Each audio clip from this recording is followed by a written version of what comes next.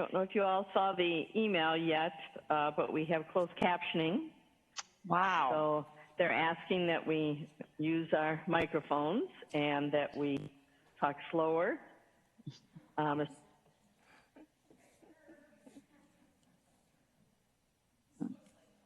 Enunciate.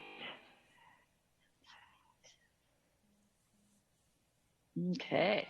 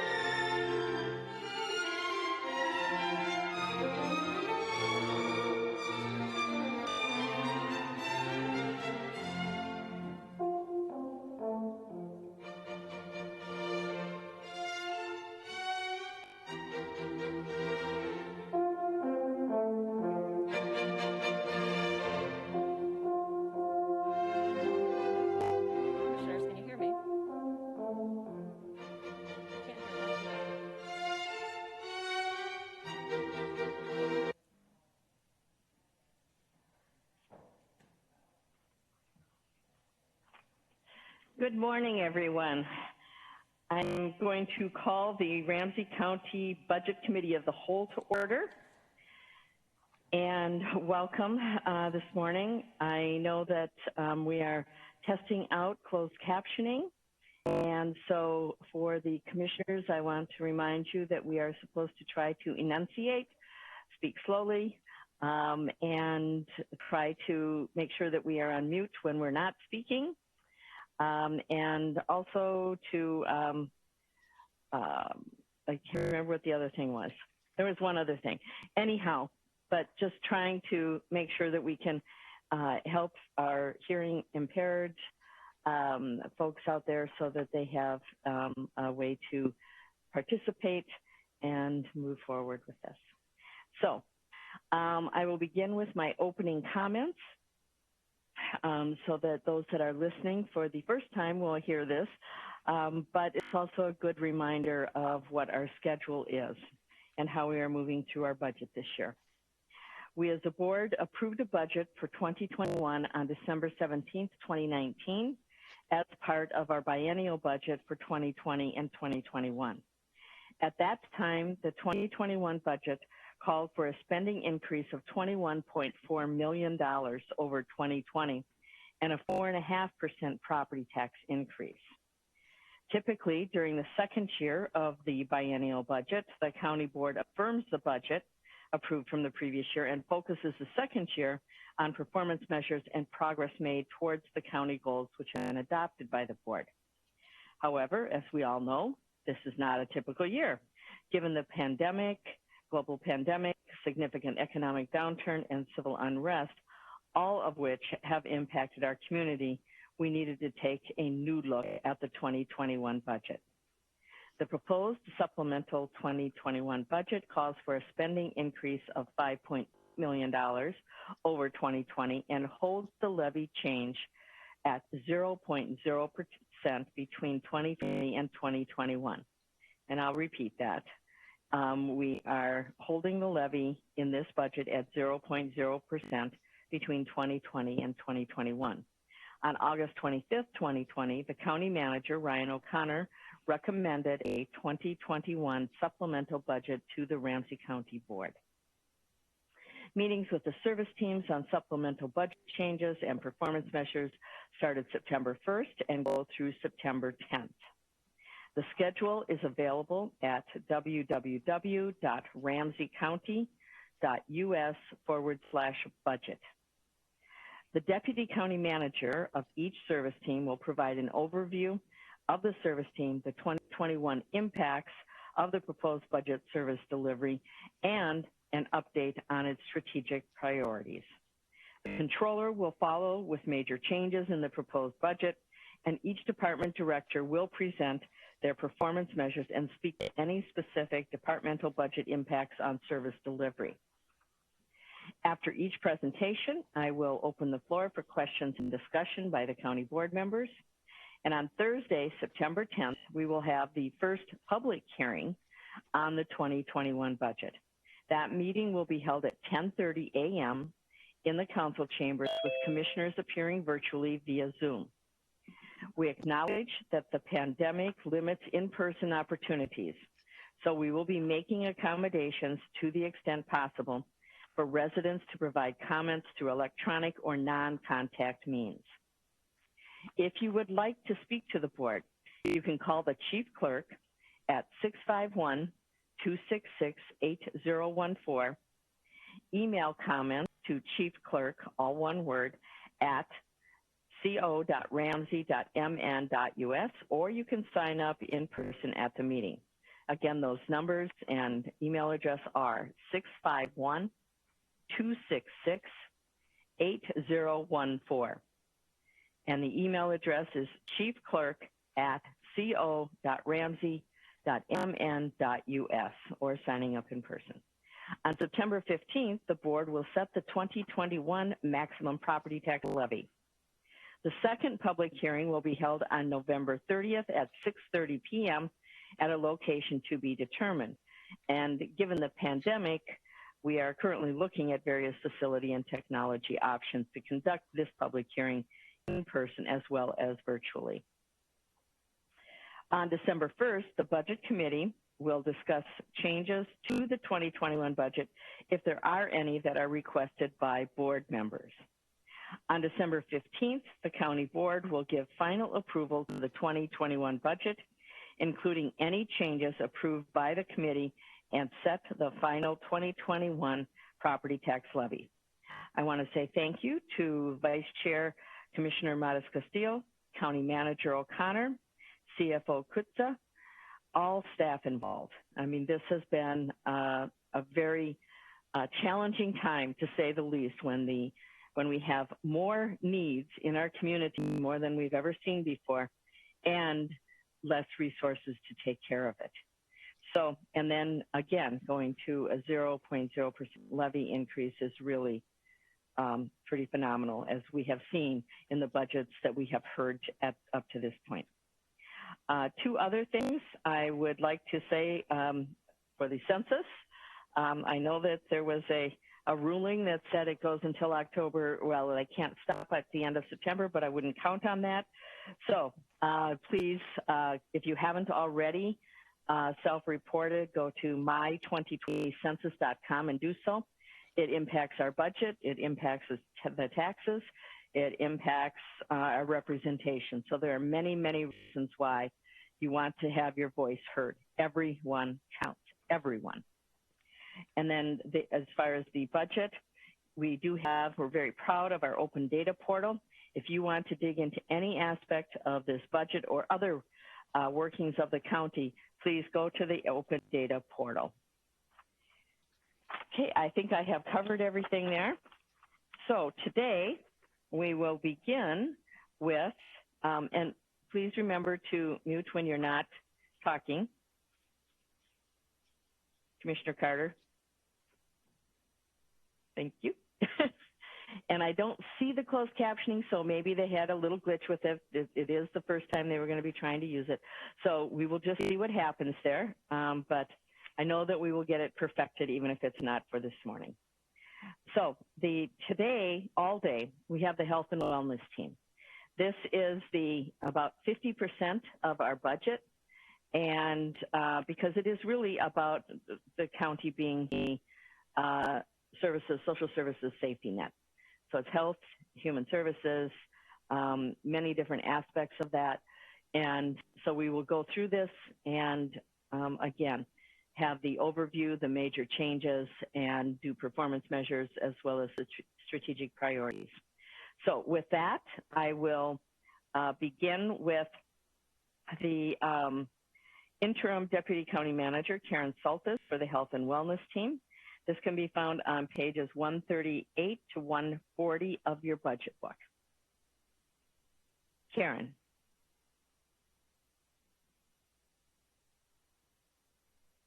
Maybe. Can you, we cannot hear you in the chambers. Okay, all right. Now, yes, we can. So go ahead, the Interim Deputy County Manager, Karen Saltis.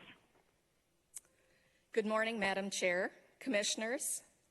Thank you for this opportunity to present the 2021 Health and Wellness Service Team supplemental budget to you today. I'm Karen Saltis, the Interim Deputy County Manager for the Health and Wellness Service Team. I'm standing here extremely grateful for the support and expertise of a dedicated group of leaders and staff.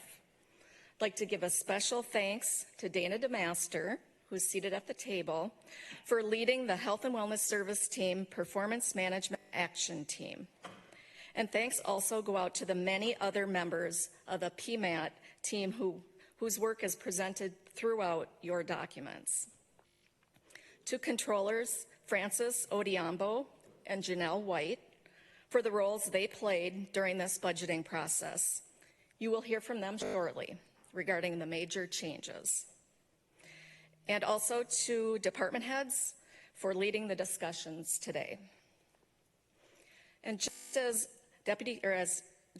County Manager Ryan O'Connor described in his opening budget remarks, the Health and Wellness Service Team budget is strategic and retains the priority of transformative change. We've kept the strategic foundation despite the pandemic. This budget advances the 2020 strategic priorities of Ramsey County, and I'm going to give you a few examples. One example is aligning justice system outcomes with community values. The service team will partner with the community to reduce incarceration and out-of-home displacement, end the use of incarceration to address mental health issues, and reform adult detention and sentencing. The team will also continue to play a major role in the Transforming Systems Together work now directed out of the county manager's office. Another strategic priority that we are working on is advancing a holistic approach to strengthen families. And this is through a child welfare system reset. Reducing the removal of children from their families who know and love them is the goal. A model will be used that eliminates personal and demographic information in the child protection screening process and reduces biases. A focus on prevention, policy reform, and deepened community engagement will help families avoid long-term involvement with the child protection services. Another example is stability starts with a place to call home. As you are aware, a major change is occurring with the creation of a new Housing Stability Office in the Economic Growth and Community Investment Service team. Years of groundwork has been done within the Health and Wellness Service team, laying the foundation for this office. And several performance measures related to housing and homelessness are included in our budget documents. Departments may also cover a few of these measures during their presentations today. Pivoting away from the strategic priorities, I'd now like to address the pandemic response and its impacts on our service team. It certainly has not been business as usual during the last 6 months. Public health is recognized as a leader, not only within our state, but also nationally and internationally. Health and Wellness Service team staff and leaders have been redeployed to operate within the incident command structure. Public health has more than half their employees working in this manner. And all of the other service team departments, including community corrections, social services, financial assistance services, health and wellness admin, and vets have given staff and leaders to support this high priority work. As we navigated through the pandemic, relief programs were developed and utilized. Our Financial Assistance Services Department listened to the community voices and temporarily waived previous eligibility rules so more residents would qualify for rental, mortgage, and utility assistance. The service delivery redesign process was key to addressing the needs and expectations of the community, while simultaneously adhering to evolving guidance from public health experts. We quickly pivoted from relying heavily on face-to-face service delivery to electronic, phone, and virtual visits and experiences for our residents. Examples spanned across the entire service team. A couple I'll mention include veterans who access services through phone or electronic methods, and virtual visits to residents utilizing family health services. For those services that continued in a face-to-face manner, social distancing and personal protective equipment were used to keep staff and citizens alike safe. Probation officers, social workers, and mental health professionals, to name a few, met with residents on their caseloads in the community, at common sites, or at their homes. Our 24/7 facilities adjusted to twice daily temperature checks for staff and routine checks for residents. Sadly, we lost several residents of our care center to COVID-19, and other staff and residents tested positive to this vicious illness. We've learned quite a bit over the last 6 months about how flexible our staff, leaders, and community can be when faced with such a serious situation like a pandemic. As our new CFO, Alex Kutza, said in the opening budget presentation, never waste a good crisis. I'd say that we in the Health and Wellness Service team are taking that statement seriously. Our business practices and processes, technology solutions, and physical footprint are all being reviewed. By doing so, we are looking at making service delivery improvements while also reducing costs. An example you will hear shortly from the controllers is regarding our physical space. You've heard me talk a little bit this morning about strategic priorities, and I'm also going to talk about the strategic priority of advancing racial and health equity and shared community power in all decision-making. The Health and Wellness Service team has been increasingly more intentional about leading with race in our work and in engaging the community. Our continued efforts during the pandemic response and civil unrest highlight the importance of walking with and beside the community in this journey.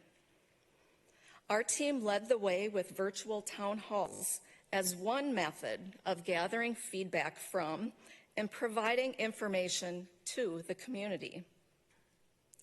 To prepare for this supplemental budget, on Tuesday, March 10th, pre-COVID, if anyone can remember back that far, the community engagement team hosted a meeting to gather input from the community into performance measures and the budget of 6 Health and Wellness Service team departments. Approximately 15 community members and 25 staff attended. As we move into 2021, we will further seek ways to embed race and health equity into the day-to-day decision-making, operations, services, and programs that impact our African American, American Indian, and other underrepresented communities in Ramsey County. Final thoughts. As I stated in our board workshops, we don't do this work in isolation. We work in partnership across our service team, as will be evidenced today, with other county departments and service teams, as well as in collaboration with the community. As the work we do in the Health and Wellness Service team is all the work we do in the Health and Wellness Service team is with an eye to the strategic priorities. You will hear from the departments specifically regarding who in the community is better off because of the work that we do. Today, we will also note a few edits in the budget throughout this presentation. This year has been like any other, and we have had significant leadership and staff transitions, been in a state of emergency since March, and the time frame for making adjustments to the supplemental budget was condensed. We apologize for any discrepancies and will highlight the corrections today. But overall, none of these corrections impact the dollar amounts or total FTEs, and the financial records are accurate. Thank you for your understanding.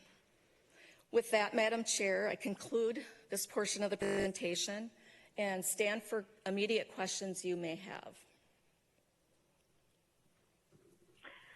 Okay, do commissioners have any questions of interim Deputy County Manager Saltis? There will be plenty of time at the end as well. Well, you did such a good job, and I think you really did do an overview that sets up all the things that will be coming. And there's so much, obviously, in this team that we will be covering during the day.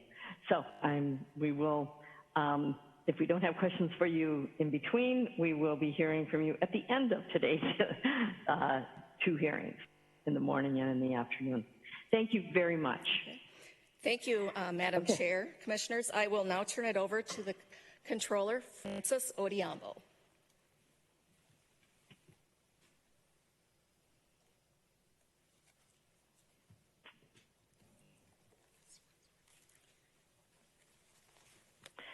Welcome, Francis. Thank you. Thank you very much. Good morning, Madam Chair. My name is Francis Odiambo, and I'm here before you today as one of the controllers for the Health and Wellness Service team. I would like to start off today by thanking County Manager Connor, CFO Kutzer, Director Tolzman, and DCM Saltis for providing the service team controllers this forum to be able to present to you the major changes in their 2021 supplemental budget. Now, picking up where DCM Saltis left off, I'll start by bringing your attention to a few edits on page 18 of the packet you received. If we take a peek at the column titled Financial Year 2021 Proposed FTE, if you go to the section for our service team. Could I stop you for just a moment? This must be something separate from the budget book that we received, because this shows us being on starting on page 141. Right. So do you know? Sure. What I'm referencing is the org charts that showed up in the packet that you received. However, they do not match up with what's shown on page 18 of your packet. So that's what I'm trying to bring to your attention, to make sure that those numbers match up. Now. Okay. I'm not sure what page 18 is, but go ahead. Sure. I'm sure we'll be able to figure this out. Thank you very much. Now, on page 18, the Financial Services Assistance Office, the Financial Assistance Office should actually have a total of 373.5. However, it's reflected right now as 374.5. So we need to make that adjustment. The Health and Wellness Admin Office should have a total of 145.85 as opposed to 143.85. And the financial assistance, no, the Social Services Department, should have a total of 665.24 as opposed to 666.24. Now, despite their discrepancies, I will repeat again emphasize what DCM Saltis mentioned. It's important to highlight that these edits do not impact the total dollar amount and or full-time equivalents that have been presented before you here today. Now, the one thing I would like to start off by mentioning is it's been a pleasure working with the service team leadership. There's been a lot of collaboration between the directors and their departments. And go ahead. Okay. Oh, I'm sorry. I didn't have myself on mute and I coughed. I apologize. A great illustration of the collaboration that exists between our service team departments is when we had our community corrections department repurpose a position and transfer it to the Veteran Services Department that had a grant position that was about to expire. And Director Clavens transferred a position from Community Corrections to Veteran Services. So it's really been a pleasure and an honor to be part of this service team, and the level of professionalism that's been displayed by the leadership team has been excellent. Now, next we'll pivot to the Health and Wellness Service team's major changes as shown on page 141. Now, to meet the county manager's 0% levy target, it's called for operating budget reductions, which our service team's portion of that was $4.5 million. Now, our Community Corrections Department social services, and the health and wellness admin team took on most of those operating budget reductions. Now, a major cause for budgetary angst moving forward, at least amongst the service team leadership, continues to be the potential loss of revenue resulting from budget deficits facing both federal and state governments. So if you would, please note that the service team did not factor this concern into the equation. Now, prioritizing budget reductions is difficult. However, the Health and Wellness Service team proposed a budget that aligns with the county's vision, mission, goals, and values. The largest revenue component is a one-time fund balance transfer of $1.5 million, which will be leveraged as a bridge while the service team works to build sustainable revenue streams for the next budget cycle. Revenue maximization will be key for the entire service team. A few examples of strategic focus include targeted case management, the establishment of a day training program at our Lake Owasso facility, and a wellness management program. The other sizable revenue component of the service team major changes is a result of some board action that was taken earlier this year. As part of the county's justice reform work, the board voted to eliminate several correctional fees and fines that result in operating revenue reductions of $675,000. With that, Madam Chair and Commissioners, I will pass the baton to my colleague, Janelle White.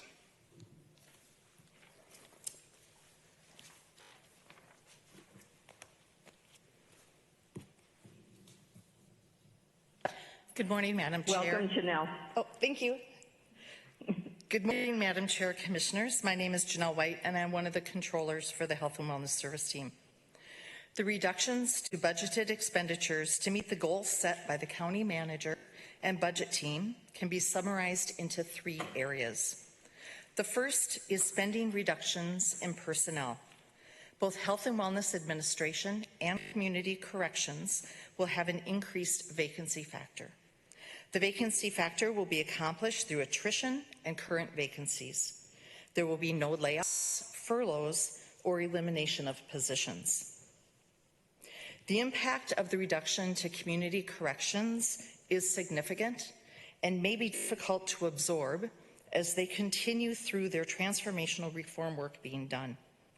This will be continually monitored, and if they do struggle, we will look for relief at the service team level to mitigate the impact of the reductions.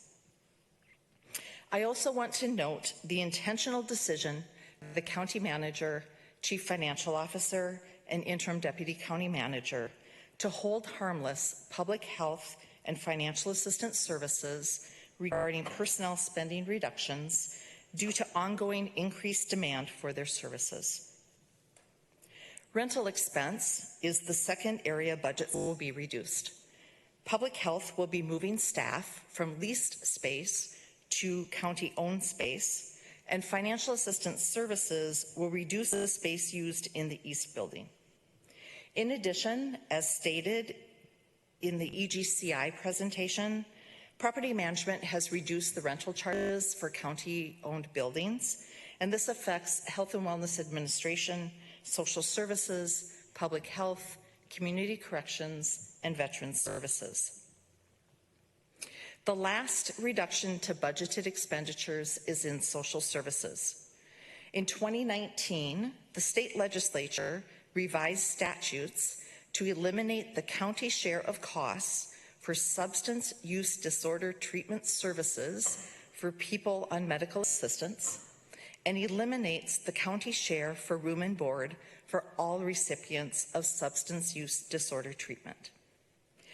The total for all budgeted expenditure reductions for the Health and Wellness Service Team is $5.3 million. This includes the $4.5 million Francis referred to, plus $800,000 for the reduction of fees and rent. This concludes the major changes. We will stand for any questions. Do commissioners have any questions for either Francis or Janelle? Sorry. Okay. Thank you. Well, I'm not seeing any hands raised. Again, I'm sure that throughout the day there will be some questions. Thank you very much. Thank you. Okay, we will then move to the Financial Assistance Services. Tina Curry is the director. This is found on pages 143 to 147. Good morning, Tina. Good morning, Madam Chair. I am Tina Curry, Director of the Financial Assistance Services Department. Thank you, Madam Chair and Commissioners, for this opportunity to present the Financial Assistance Services Department performance measures and strategies. I also want to thank County Manager O'Connor, Chief Financial Officer Alex Kutska, Policy Director Elizabeth Tolzman, the Health and Wellness Finance Team, Janelle, Francis, and Enrique, and Evaluation Supervisor Dana DeMaster for their assistance and guidance. My managers, Shane Thor and Ali are here to assist with questions. Before I begin my presentation, I want to use this moment to thank financial workers and supervisors. They have continued to serve residents since the COVID-19 pandemic started and the tragic death of George Floyd. I am so appreciative of their dedication to residents and the department. My comments this morning will include an update of the CARES funds, service redesign strategies implemented by the department, and a review of the department's performance measures. You may recall the last time I was before you, the board authorized $26 million in CARES funding to the department, $10 million to support the work of the Food and Basic Needs Work Group, $15 million for emergency assistance to help residents with past due rent, mortgage, and utility payments, and $1 million for administrative costs associated with these efforts. Regarding the $10 million that was allocated to the Food and Basic Needs Work Group, a needs assessment was created in partnership with community and an internal team. Based on this assessment, 3 priority areas were identified. 1, partner with school and youth food programs. 2, ensure residents have access to prepared meals, groceries, and basic needs. And lastly, conduct broad communications and coordination to ensure residents know about available food resources and can access them.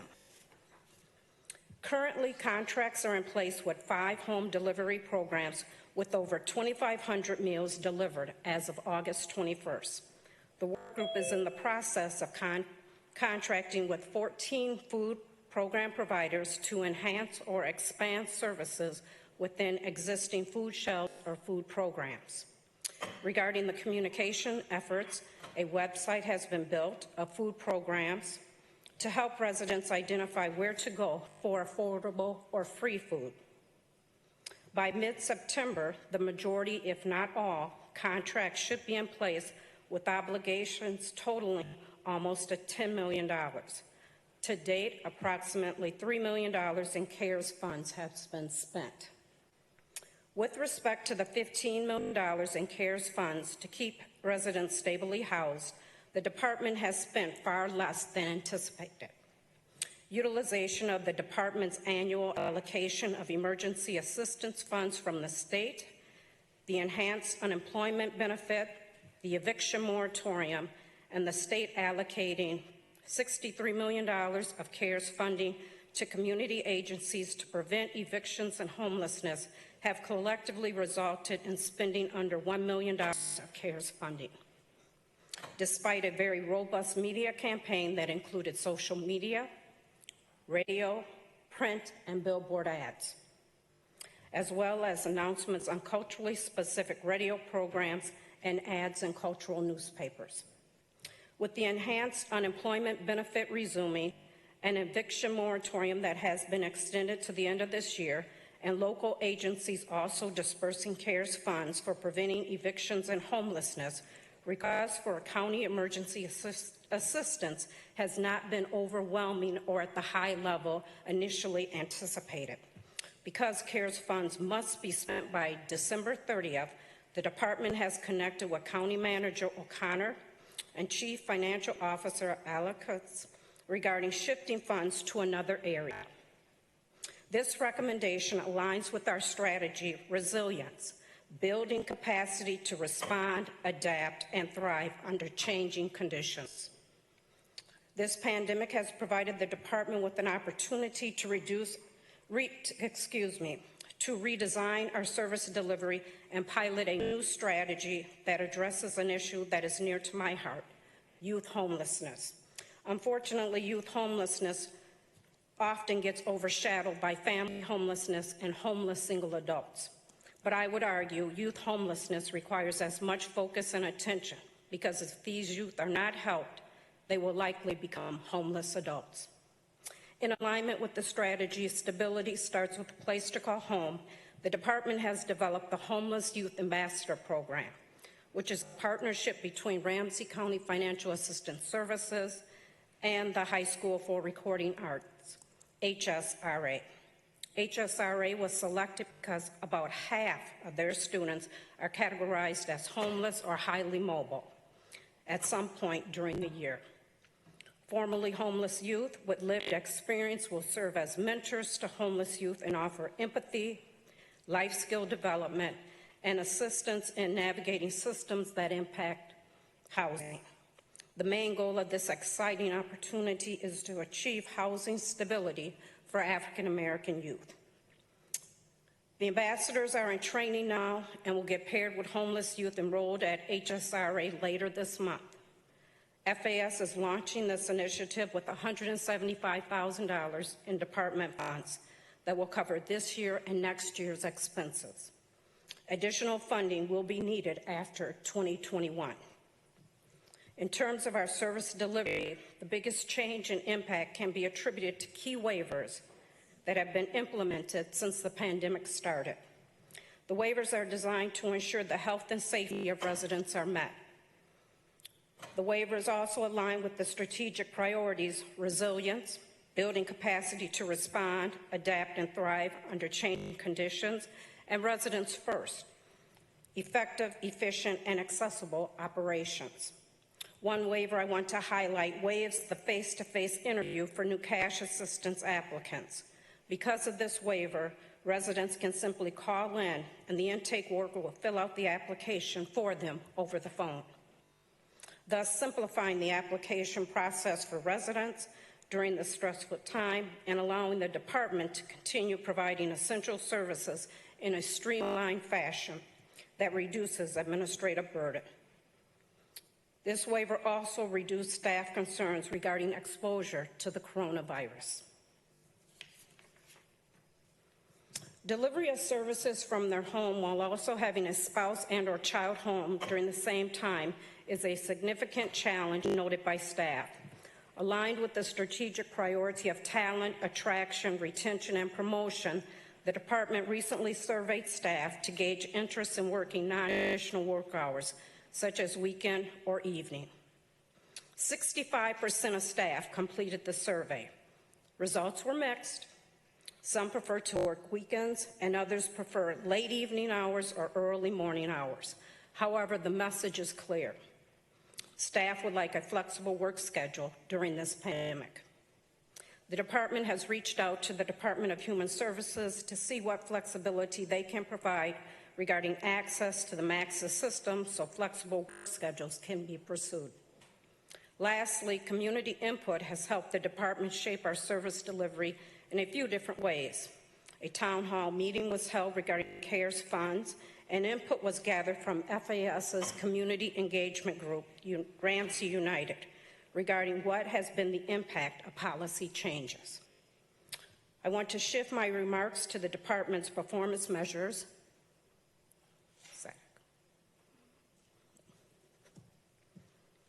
And highlight 2, % of cash and food applications processed timely and % of expedited SNAP applications processed timely. These two measures are related. Every resident who applies for SNAP is assessed for expedited SNAP benefits first. This is a federal requirement of the SNAP program because if a household is struggling with hunger issues, you want a rapid response, which is the intent of expedited SNAP. If the resident is deemed not eligible for expedited SNAP, their application must be processed within 30 days, which is another federal requirement. The last 3 years, the department has processed over 90% of cash and food applications within 30 days. The department has been able to achieve this high performance because pre-COVID, a large percentage of residents applied in person, which meant face-to-face interviews and good data collection. In addition, the department started utilizing reports from DHS to prioritize pending cases that needed follow-up action. Lastly, the department embedded workers at community sites with vulnerable immigrant residents so applications could be completed on-site with the resident alongside a translator. For expedited SNAP, the performance measure is approval within 5 days or less. For the past 3 years, the department has processed 80% of expedited SNAP applications timely. The narrative behind this baseline is a mix of external and internal factors. First, when residents apply online at DHS's website, ApplyMed, applications are routed to the department and a day or two may have passed, which leaves the department with only a few days to approve the application. Internally, the department did not have a consistent referral process from case management to intake if a resident wanted to add SNAP to their case. To address these issues, a dedicated intake worker has been assigned that will screen the applications routed from DHS as well as case management. So how are we doing today? For % of cash and food applications processed timely, we improved our performance from 91% last year to 95% this year. The federal benchmark is 96%, so the department is awfully close to reaching it. For expedited SNAP, with the increase of residents being encouraged to apply online, timeliness of processing has declined noticeably to 65% from March through July. In this new environment with thousands of applications coming in online has proven more difficult reaching clients over the phone to conduct the intake interview, which has delayed the processing and approval of applications. For a little context, since March 16th through July, over 10,000 applications were received via ApplyMed, and after sorting, almost 1,900 were for expedited SNAP. Ramsey's expedited SNAP performance over the past 4 months is not unique. Hennepin County and Anoka County also saw a similar decrease in their expedited timeliness processing. You will notice neither of these measures speak directly to racial equity. The Department of Human Services collects race data for public assistance programs so we can develop measures that will tell us if Black, Brown, and Indigenous people are over or underrepresented in a certain category, such as sanctions, fraud referrals, or case closures. Our next step is to engage our community engagement group, Ramsey United, and other community members on what they would like for us to start measuring. Regarding the last measure, percentage of calls, this measure has decreased over the past few months. The decrease can be attributed to the hiring of temporary staff to handle the increased call volume. In closing, the Financial Assistance Services Department strives to support and lift up all Ramsey County residents. None of this would be possible without the commitment of staff. Our strategies reflect the mission and goals of the County Board. Lastly, I believe, as President Barack Obama stated, If you're walking down the right path and you're willing to keep walking, eventually you'll make progress. Thank you. Are there questions?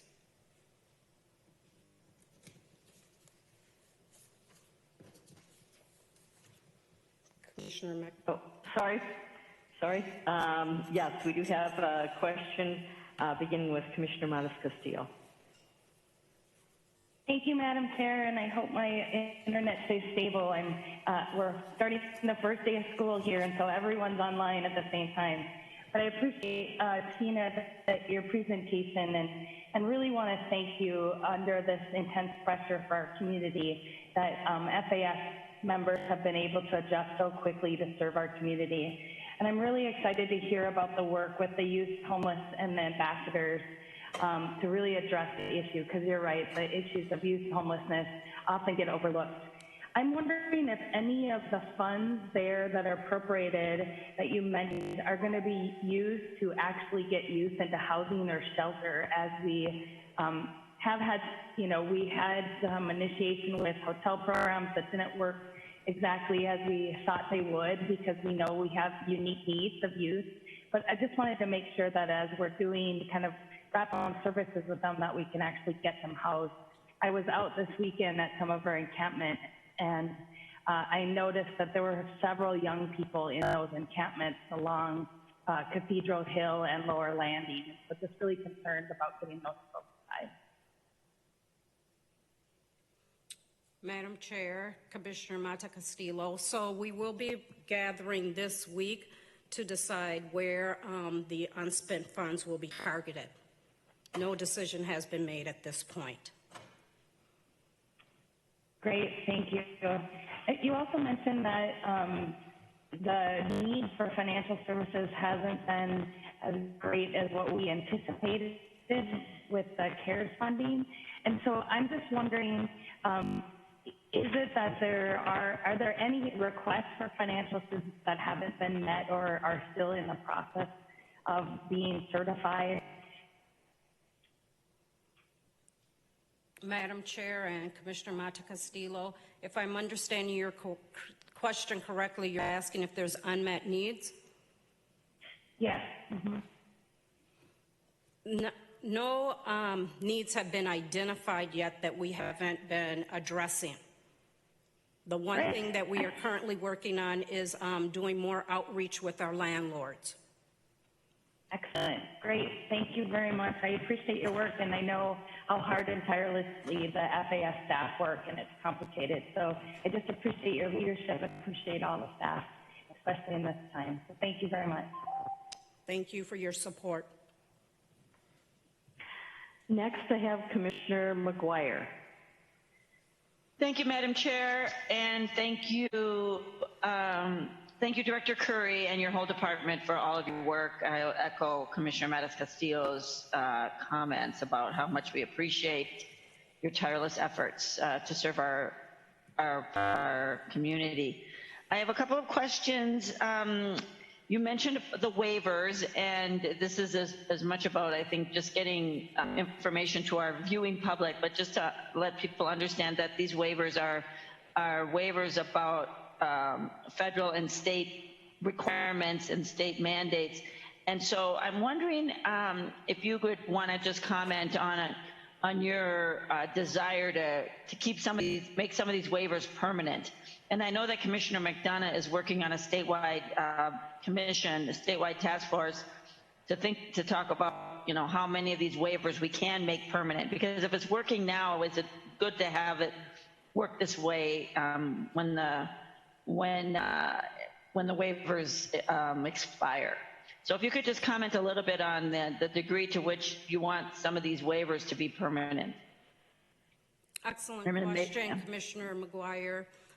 The one waiver that we would definitely like to get extended and become permanent would be the waiver of the face-to-face interview for initial cash applicants. That one would allow individuals to continue to apply over the phone or online. So thank you for that. And maybe when Commissioner McDonough, I see he's got his hand raised as well, he may be able to comment on how how we're coming on getting some of these waivers more permanent. I know we have to get legislative approval or federal approval for that, so I know we're working on that. So I'll just ask Commissioner McDonough to make those comments when he's available. While I've still got the floor, I'll also ask you about your performance measures, which I really appreciate. You mentioned about the responses dropped. And when I think about a dropped call, I think about a technology issue, that a call was dropped. So could you just explain? I don't think that's what we mean here. I don't believe so, but could you just explain a little bit more? And I see when you're doing estimates, you know, that some you want to go up and some you want to go down. So this, we definitely want these to go, you know, this percentage to go down. So I appreciate your goals there. But could you talk a little bit about what that means to have a call dropped? Madam Chair, Commissioner McGuire, so when a call is dropped, that means that it does not get answered. It went into the queue, but it did not get answered. So okay, so it's pardon me for interrupting. So then it's so it's not really a technology issue. It's a staff. I mean, it's just a time that people don't have time to get to all the calls. Is that how that works, or it didn't get dropped because technology caused it to be dropped? well, I would say, Commissioner McGuire, that we would like to see our technology in that area enhanced, but the measures right now are based because we don't have enough, we weren't staffing it at the level needed. Okay, so it's a dual issue. Okay, I really appreciate that. And then my last question on this is with the CARES funding that I know that we've been talking about. The funding needs to be spent by the end of the year, and so when that CARES funding goes away, if you could just comment a bit about your budget and how we see continuing to do all this really good work without that federal funding. Commissioner McGuire, Madam Chair, the department plans to keep leveraging all the state dollars we're getting for emergency assistance and general assistance. So once the CARES funds go away, we have strategized so that we will have some funding left so we can still provide residents with the needed assistance they may have. Okay. They may need Thank for you. emergency assistance. Okay, so it's things that we're going to have to obviously keep our requests up for the state funding and keep our communications up with our state partners on that. Okay, thank you so much. Thank you, Madam Chair. Okay, thank you. I'm going to go out of order since you talked about the waivers and Commissioner McDonough, and so it seems to make sense that we would have the follow-up with that before going back to the list. Commissioner McDonough. Thanks, Madam Chair. So real quick on the waivers, if you recall, in the June special session, we put a lot of work into trying to take two approaches with these. There's over 60 of them just in human services alone. Was to get a blanket 60-day extension when the executive order went away so there wasn't a cliff. It gave a 60-day window to be able to transition. We were successful with that for all the waivers. But then we knew that there was a number of waivers that we wanted to be on a path to making permanent. We were successful to get 14 of those waivers automatically extended for, and Tina or Karen can remind me, a year or two. I think it's a year. To give us a year to demonstrate that we could be more effective and or more efficient with these waivers in place. The 15th one, the one Tina talks about on the in-person interviews, it took us longer to get support. We ended up getting support from, both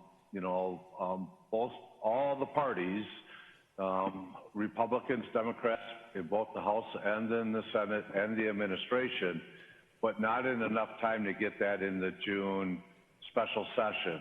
Once the July special session and the August special session came, there was just no interest opening up those conversations about what to pass. So we have the support to be able to do that.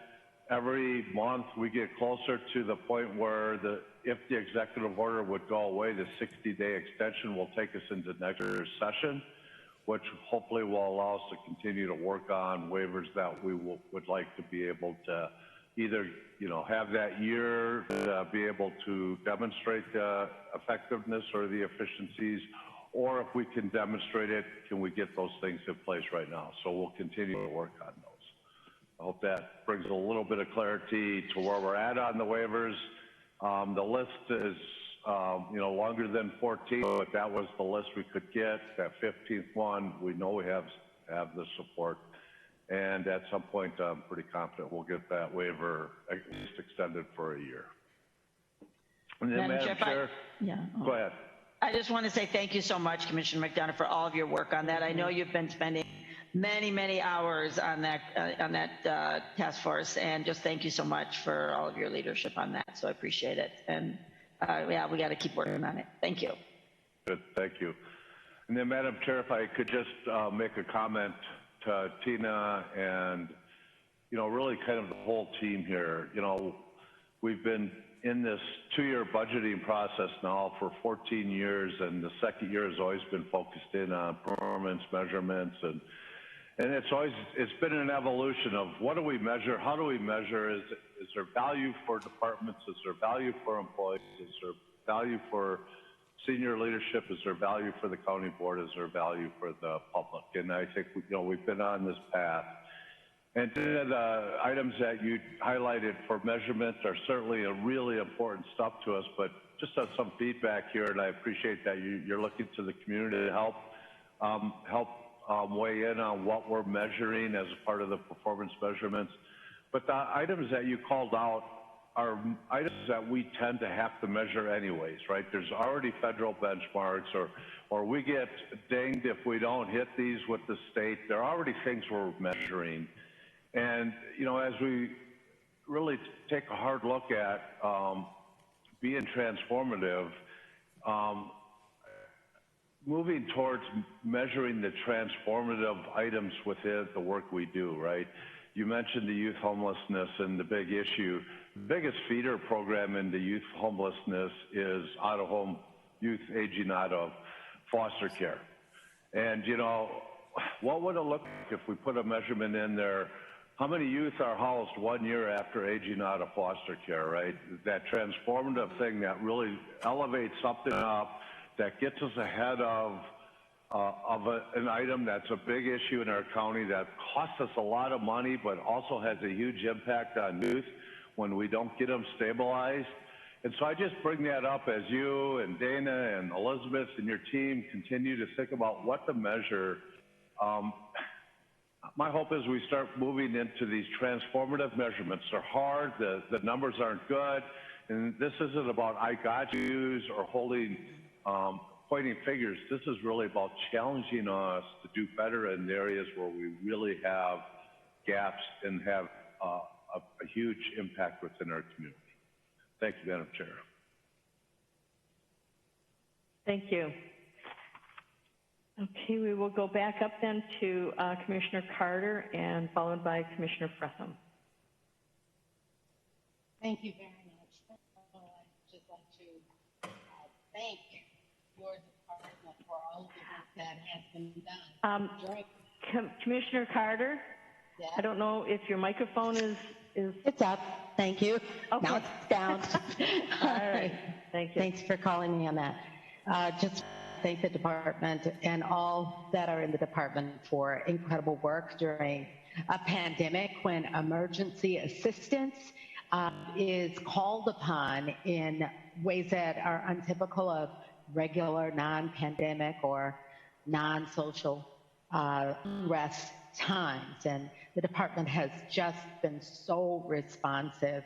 I appreciate it so much. I know that employees have been taxed and working through their own pandemic circumstances and issues at home. And I just really appreciate that they have been able to be so responsive. All of us do. So thank you so very, very much. And I know that in the ways that you've worked to identify identify those key areas of need with community and then to act accordingly. You've done your very, very, very best job to align and to provide the needed supports. Given all of the areas within which support has been provided, the lower spending than you had been anticipated is understandable. And I think about the fact that because people have been able to get that enhanced unemployment and because there have been supports for housing, that helps people to pay their rent, but that where the eviction control has been exerted, that's not really helping people to pay their rent. And I wonder the extent to which there is this holdback on the demand because of the delay with evictions, and that will be pent up demand later. It occurs to me that I do not know, and I'd like to ask the question, whether or not when people are applying for financial assistance to pay their rent or mortgage, it's required that they have the eviction hanging over their head. I would hope that it is not. You know, of course, there's pain on both sides, the person who needs to pay the rent and the landlord who needs to receive that payment in order to sustain the home or the apartment or whatever it may be. So I hope that people are still able to understand they can get support to pay the rent, you know, even if they're not at risk of eviction.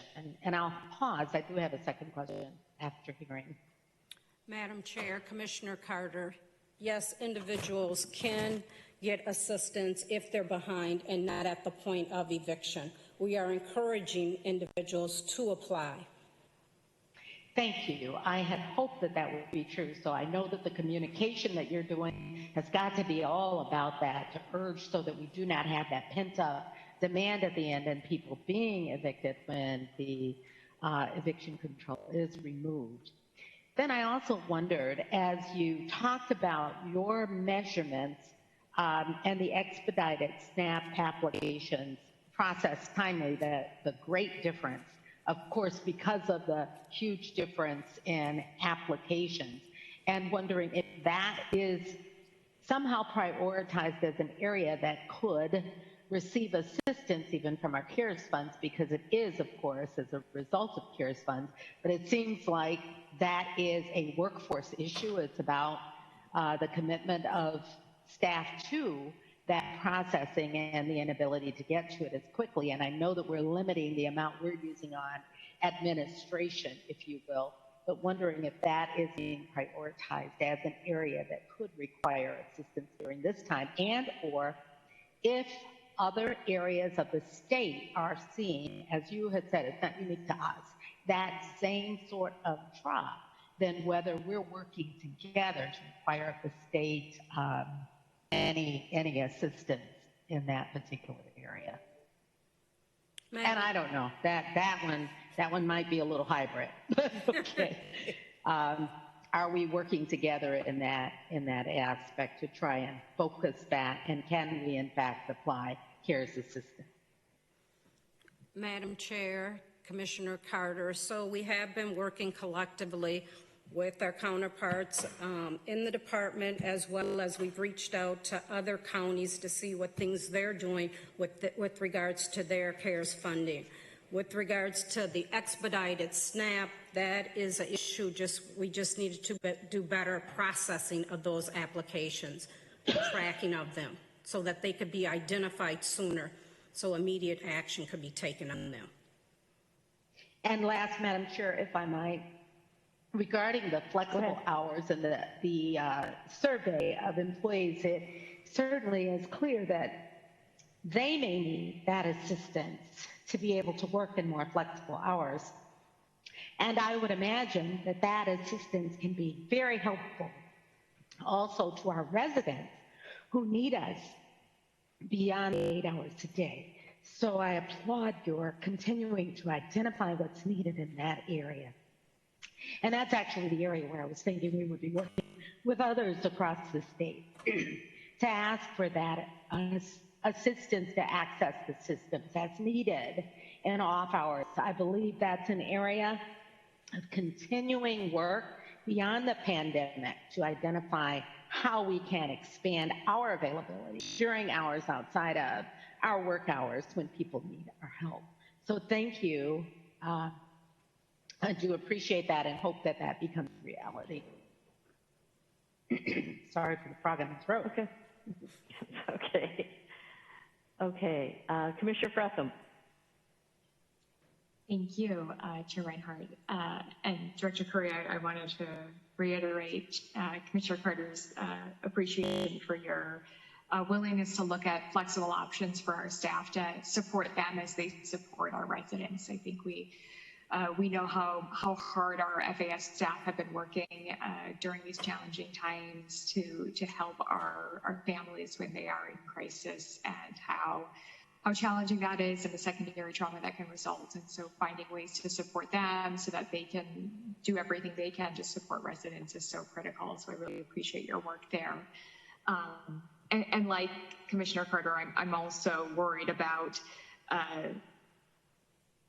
potentially people who don't necessarily have the eviction hanging over their head right now and who maybe haven't reached out, especially folks if they've got multiple fires to put out, that one might not be at the forefront because of that, but also really excited about the work on homeless youth and recognize that this money has to be spent one way or another. And I appreciate all the work we did to try to get that money out the door, and recognize that we've got to get it out the door one way or another, and we've got a lot of fires to put out as well. So glad that you're doing some more outreach to landlords and to see what we could do to continue to solve this problem, while also doing what we can to address other issues. I'd like to build on what Commissioner McDonough was talking about in terms of transformative measurements, and some additional thoughts that I've had is in terms of our goals on residents first, looking at how we're measuring the satisfaction of how we're serving our residents when they are coming to us for help. Do they feel seen and treated well by staff? Do they feel like they are treated as humans and families first instead of as case numbers? I know that's something that I've heard from families, that they don't want to be treated like a number. They want to be treated like peoples and humans with needs. And are we doing that well? Another thing, and I think to a small extent, the calls dropping and timely processing gets at this at a surface level, but the deeper level is this question of churn in programs. When families lose eligibility for a program but get back on a few months later, like, were they really ineligible for those 3 months, or did they just have 3 months of crisis because they didn't get their paperwork in on time, or they didn't have the forms that they needed to prove their eligibility, or when a case is denied because they didn't get the paperwork in on time, but then they get approved 3 months later. I know that's something that when I was at the state, Hennepin County was doing some deep work looking at that. So that's something that we can look at. Cases that get denied but then get approved 3 months later, was it just because of burdensome requirements, and what can we do to improve those processes and help families, as we build on navigators, navigate through that process to get them help faster and better in a way that is more resident focused. And how does that better support families, and what does that mean in terms of outcomes for them? So thinking about those outcomes and those processes, that was very Minnesotan outcomes.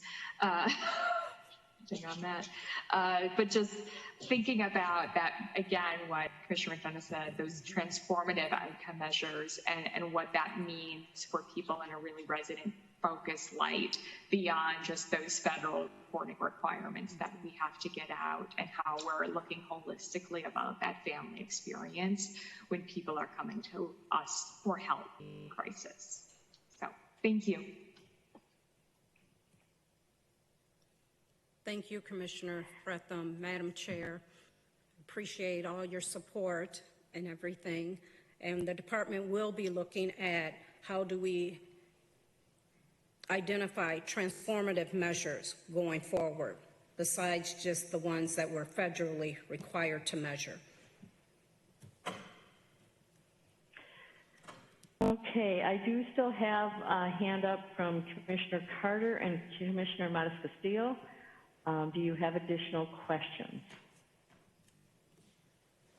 Looks like Commissioner Matas-Castillo. Yes, thank you. I just wanted to follow up and Commissioner McDonough's comment about youth homelessness.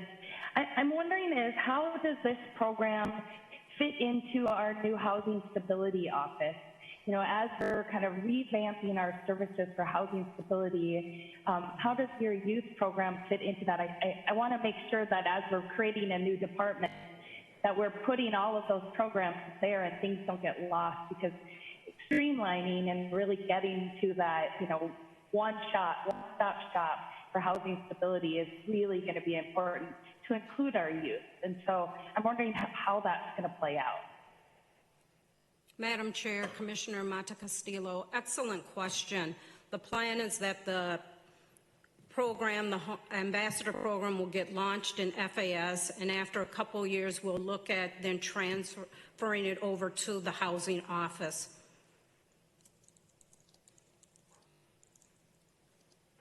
Thank you. Okay, thank you. Okay, I do have just a couple of questions myself. I know that,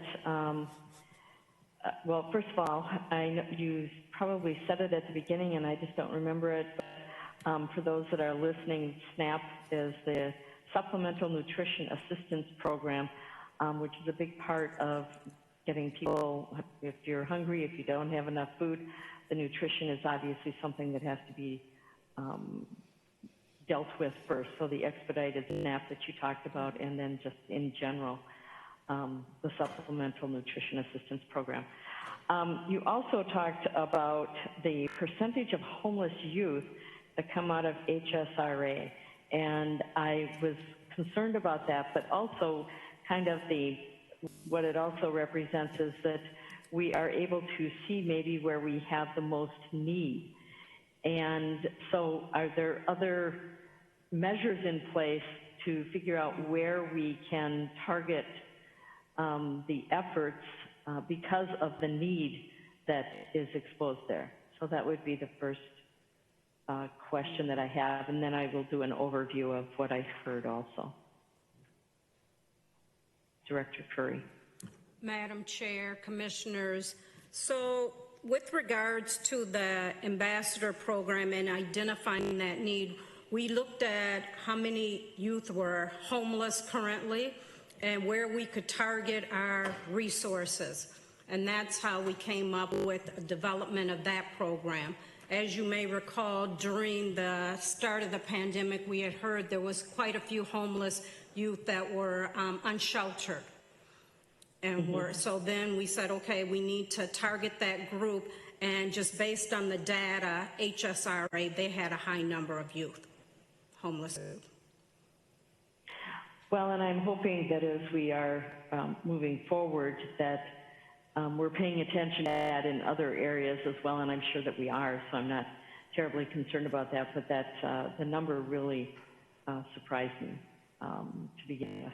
But we know it, and therefore we can target a little bit better so that we can get the needs met. Okay, I'm going to provide the overview now. I don't see any additional hands up, and we've got a lot here. Okay, well, first of all, I know that we've talked a lot about getting the CARES funding out the door, and I just want to make sure that as people are thinking about that, the need is so great in our county, and trying to figure out when this first came out and our plan on how we were going to spend the CARES federal dollars that came in, we were doing our best estimate of where we thought the most need would be. And so some of those estimates were high, some of them were low. And what we're in the position we're in right now is trying to reallocate those based on the actual numbers in each area. We still are not meeting all of the needs that we have throughout our county. So when we talk about getting the money out the door and making sure that we spend it by the end of the year, it's not like we have to struggle to do that. We just have to make sure that we're putting it in the right spots so that it gets to where it needs to be and it gets used for the purpose it was intended. And so I just wanted to be careful that people that are listening didn't think that we were trying to figure out, okay, how do we spend this? Because we can't spend it here, we can't spend it there. The needs that this is meant for are so immense that clearly, even with it, we are still spending other county dollars, and there are still needs that need to be met. So yes, we are trying to get it out the door, meaning we are trying to make sure that it gets to the people that need it the most, and we know that those needs are out there. So it's a very positive thing, rather than, oh, we're at the end of the time and we need to somehow spend it.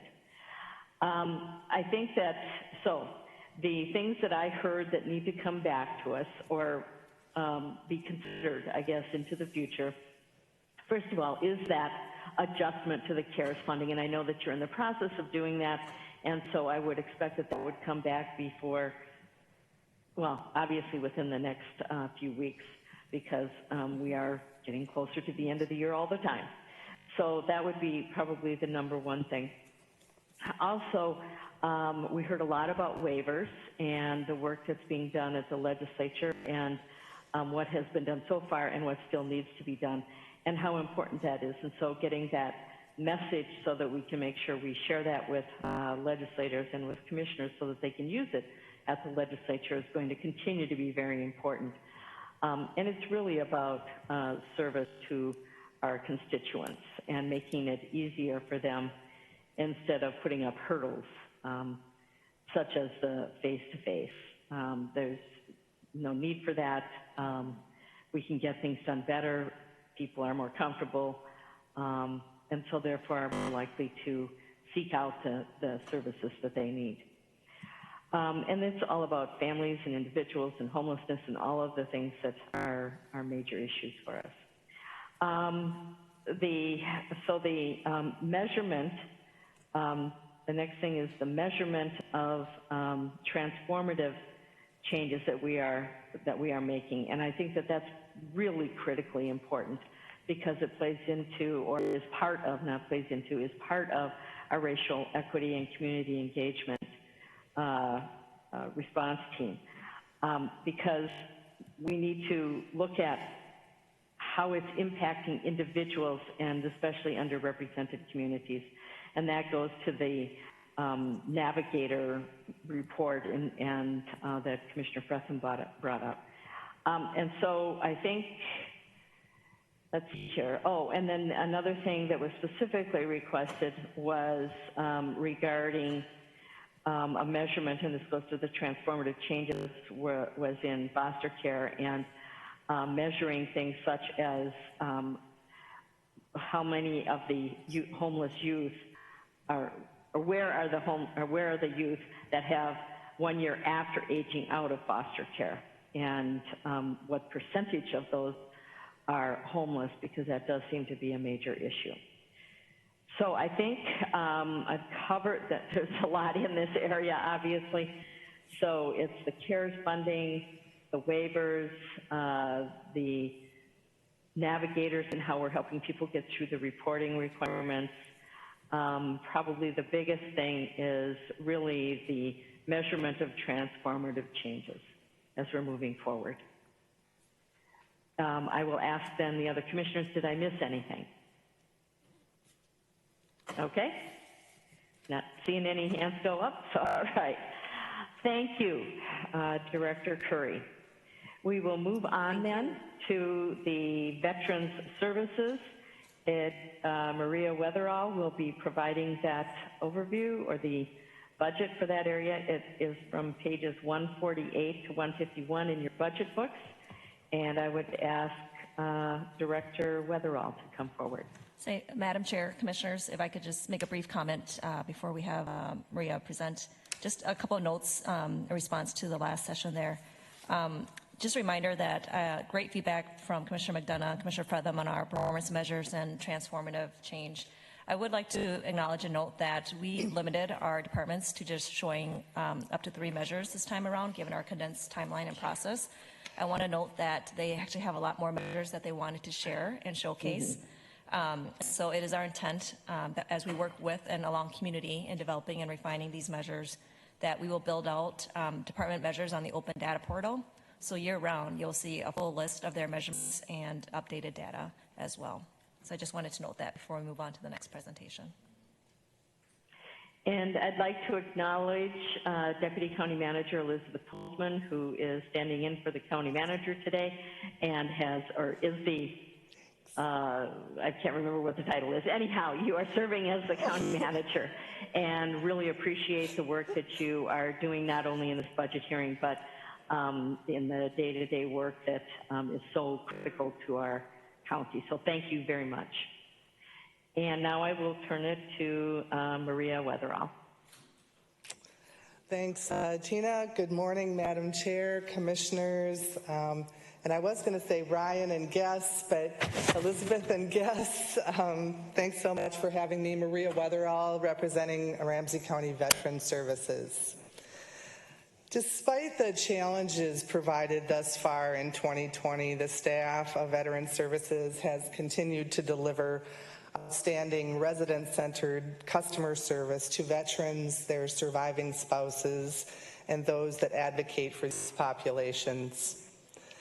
In response to the COVID pandemic, Veteran Services staff has intensified our focus on adapting service models, and in spite of the fact that we are currently operating with one vacant FTE on our team, we have successfully transitioned, as Kim mentioned, to predominantly serving people via phone, email, and virtual appointments.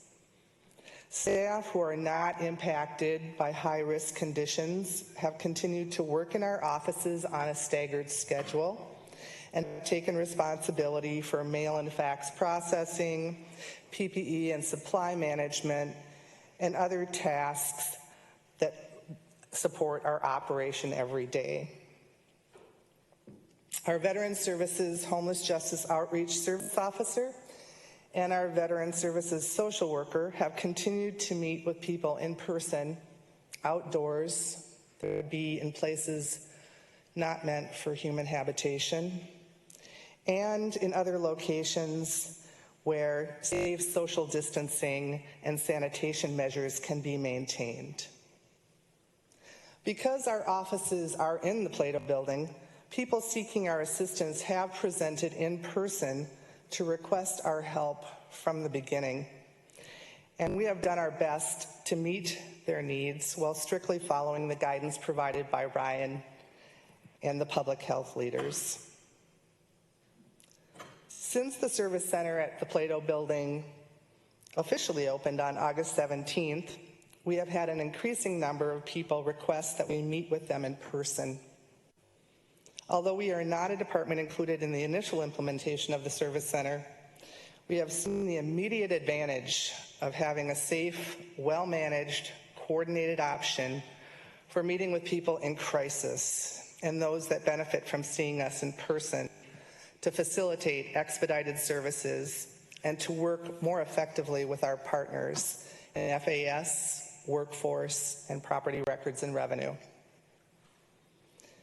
Technology, in a grant, in the form of Zoom and Microsoft Teams, has helped us to stay connected with each other and our partners and allowed us to resume providing information and outreach trainings virtually. All of these efforts have helped us to maintain the high-quality customer service we are known for and to stay responsive and engaged, even as the pandemic continues to be the overarching unknown of our short and long-term future. The greatest challenges for our small department are in large part the same those faced by all of the departments of the Health and Wellness Service team and the county as a whole. Finding a path forward to safely resume serving people in person, so essential to the work that we do in Veteran Services. Reinventing outreach and education in a time when large gatherings and events are no longer a part of our strategy for ensuring that the residents of Ramsey County know who we are and how we can assist.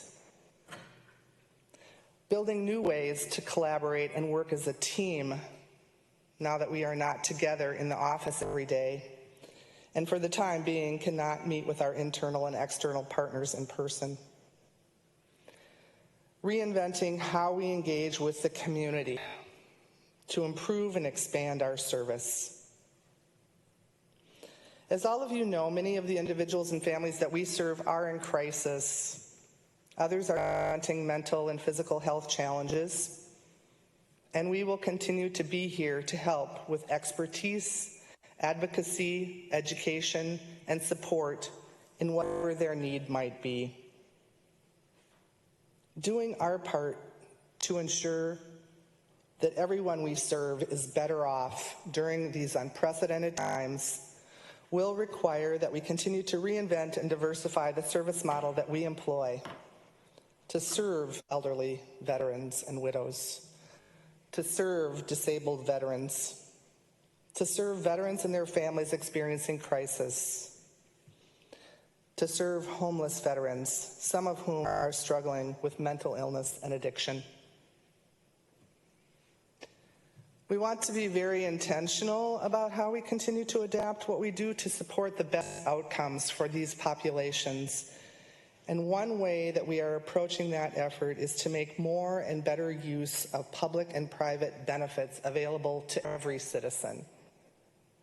We believe that it's essential to expand how we work, to engage all programming, and ensure that residents that we encounter are made aware of options that are offered by our partners in the Health and Wellness Service team and across the county. I'll shift now to talking briefly about our 2 performance measures. Zach, if you could bring those up.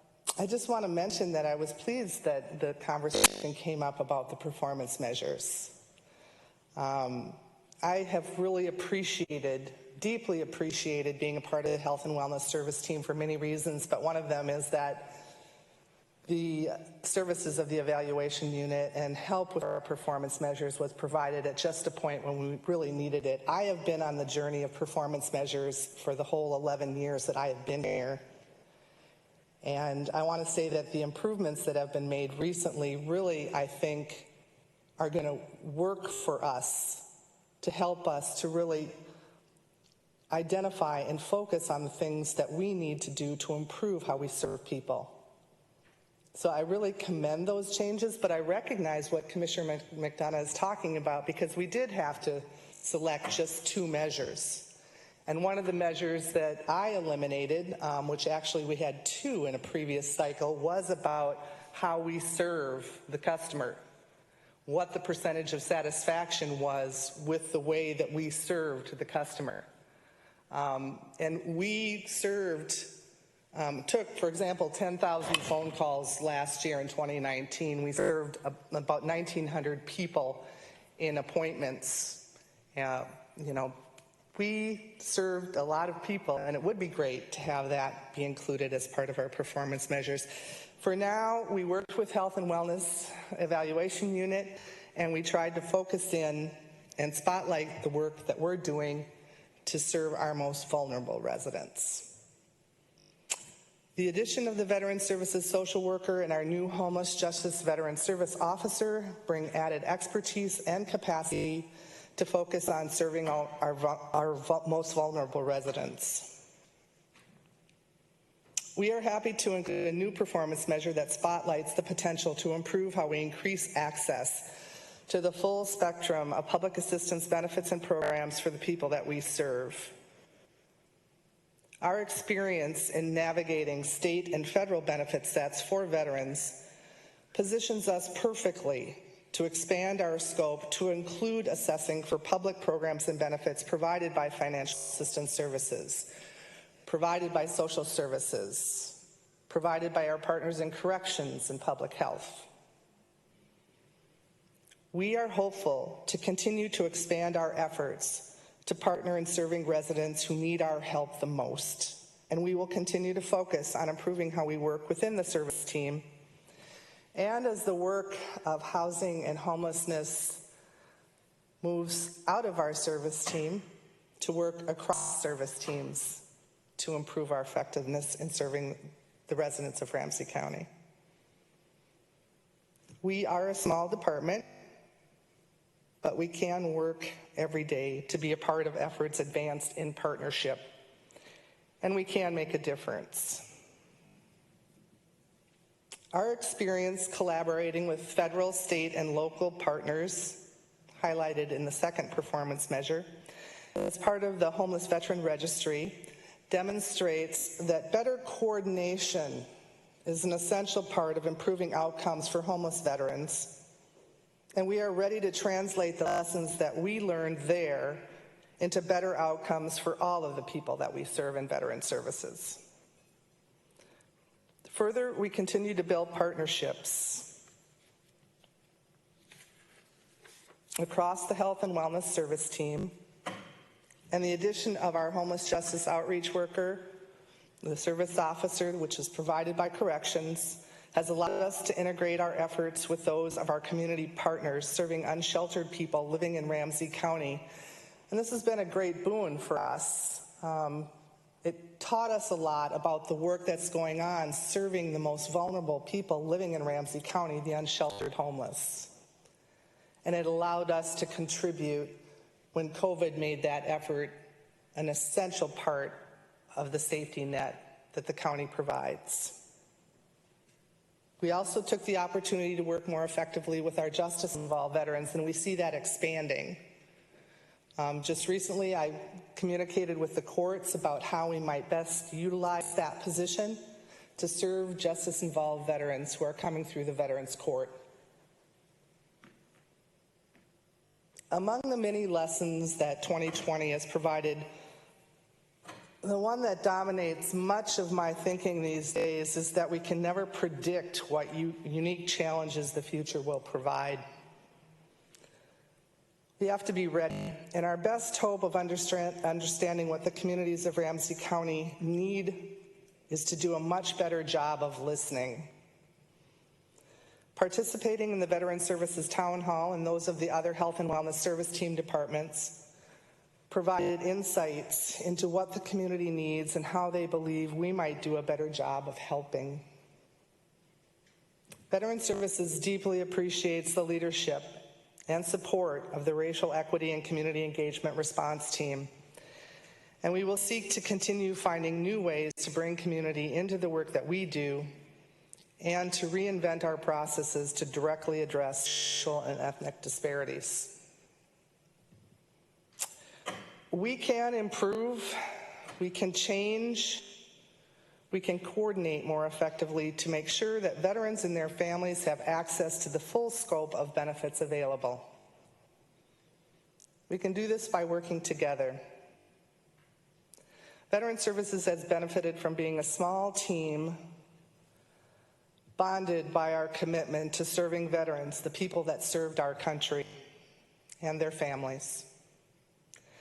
Now, as part of the Health and Wellness Service Team, our team has expanded exponentially and created a network of support and opportunity that will allow us to continue the work of adapting and improving how we serve the citizens of Ramsey County. That's what I have for today, and I'm happy to take any questions that you have.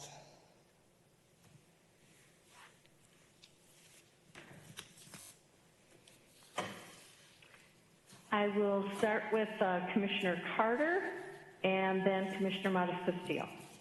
Commissioner Carter. Thank you very, very much, Maria, for this overview of the work that you do to help veterans every day, and thank you for that work.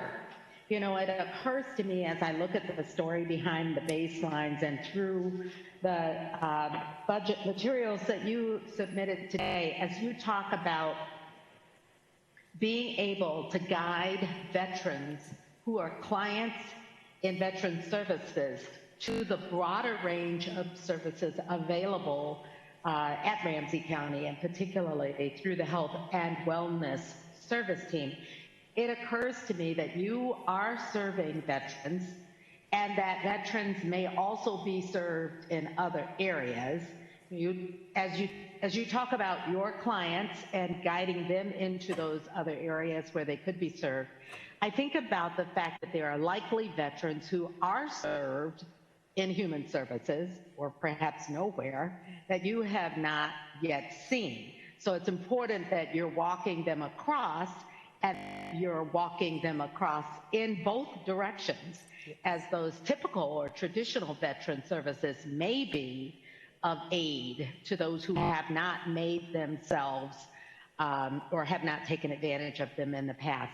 And then I appreciate the focus on racial equity as identified that the trauma of the military experience is continued into life as those veterans come out and begin to experience unemployment and homelessness, racism, all of those impacts. That leads me to this question. Do you know the demographics of your clientele as compared to the demographics of our veterans in our community? And I wonder if we have a lot of work to do in that regard, or if we seem to be parallel served to the demographics of the population. Do you understand my question? I'm just wondering how far we have to go to make certain that those veterans are served comprehensively, wherever the need exists.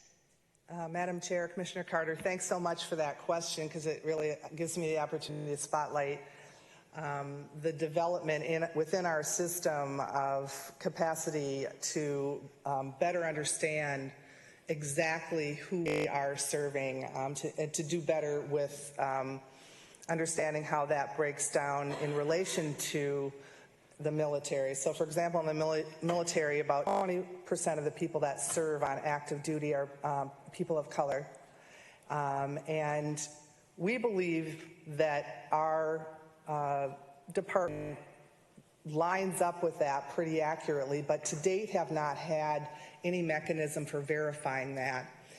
In 2019, we were able to get our vendor to add race to our system. Additionally, as we developed our service measures for this year, I worked with the evaluation unit, and we were able to actually coordinate and get data from the Maxis system. So while we looked at those people that we were serving, in particular this year we looked at our social worker. I'm hopeful that next year or in coming years we'll actually be able to expand that to look at our whole department's service clients. We were able to look into the Maxis system and line up. So we'll have better information about race, I think, in the future. And I'm hopeful that we'll actually be able to provide a performance measure in the future that would actually respond directly to that.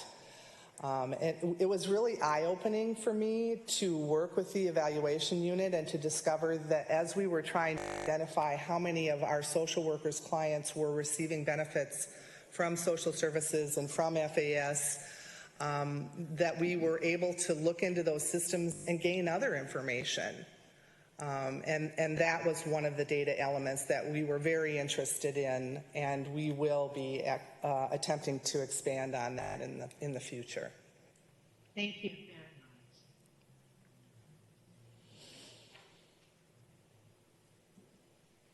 very much. Okay, Commissioner McGuire. Thank you, Madam Chair. And thank you, Director Weatherall, for all of your work on behalf of our veterans in our community. I just want to see if you could give a little more insight or comments on, you made a comment about how veterans like to meet, in person, and I don't deny that a lot of people like to meet in person, but we have been hearing from many departments, and it's a lot of anecdotal, because I don't think we're keeping as many numbers, but about the people that really like the ability to meet virtually, or to do over the phone, or it's just easier transportation-wise and time-wise for people to get services over the phone or over the internet and not have to come in person. Do you think that the veterans population is different, or do you think it's just that do they like the virtual services as well? They also like to meet in person. If you could just comment a little bit about that. Madam Chair, Commissioner McGuire, that's a great question. We have had great success with meeting with people and serving people by email, phone, and virtually, and you know, a great many people are very comfortable with those formats.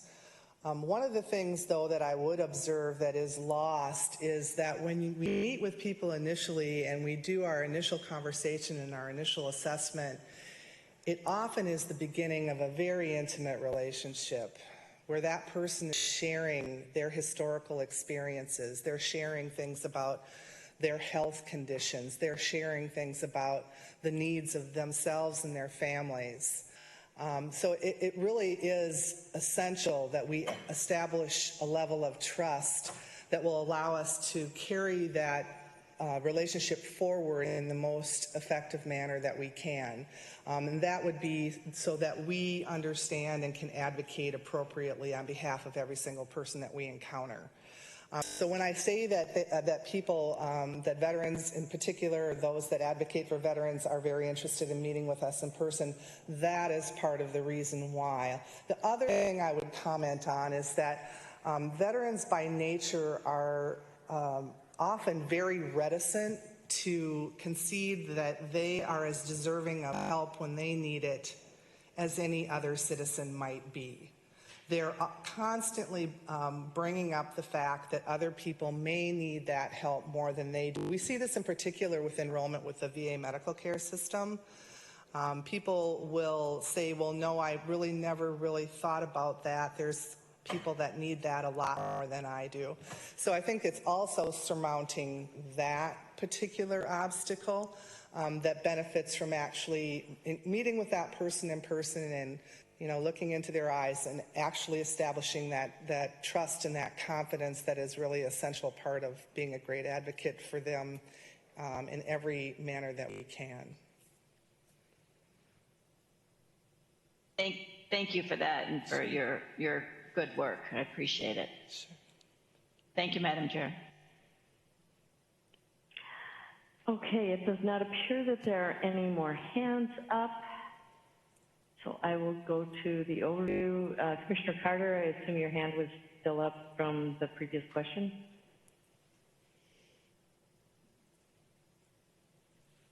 Okay, well, okay.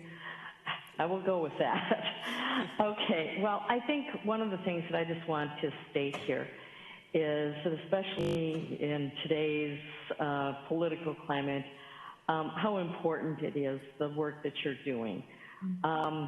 And I think the one word that keeps coming to mind when we talk about veteran services is the word sacrifice. And the true sacrifice that the individuals who served our country and the values that they added to our freedoms is so critically important here. And even in accessing services, they think someone else deserves it more than they do. I know that when it comes to unsheltered homeless, that the issue of veterans has been looming from the very beginning, primarily because of their trauma, mental health issues, addiction issues, and trying to deal with the trauma that they have gone through in many, many cases. And so, I mean, for us serving veterans and for you in the department and the fantastic work that you have done with outreach into the community, I mean, I've called you to come out to many different events for seniors, and I know that you're always ready, willing, and able to go out. But we're serving veterans who sacrifice to serve us, and that's really what it comes down to, including my own family members and what they're having to deal with as far as one of my brothers with Agent Orange from serving in Vietnam and what he is going through. So I think that the information as far as coming back to us is really about, developing the capacity. I think those are the words that you used, especially to address the demographics and equity and making sure that we are reaching out to the right folks and letting them know how much we value the service that they gave to our country and how they should access the services that are available to them because of that service. Again, the value and the sacrifice that has been given should never be downplayed in any way, and in fact elevated in the work that you do. And I know that that's exactly what our Veteran Services Office does. I can tell you that we hear from other, as county commissioners, we're in contact with people from all over the country, but even within Minnesota, and the work that we are doing in Ramsey County, I often get accolades for the work that's being done in veteran services. And the personalized service. 1,900 individuals, families, in I think you said 2019, really represents a whole lot more people than that because of the people that are within those families and in the community that are being served.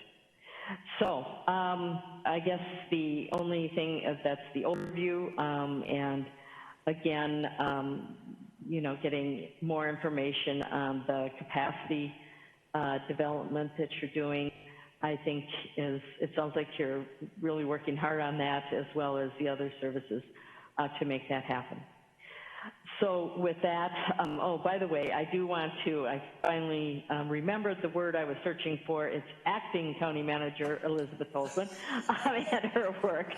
So I appreciate all that's gone into this morning. At this point, we are not too far behind schedule. And so we're scheduled for a break, I believe, yes, right now. And I think what we'll do is, let's see, let's do a 10-minute break, coming back at, let's see here, 10:30, about 10:30, a little after 10:30. So we are on break. Thank you.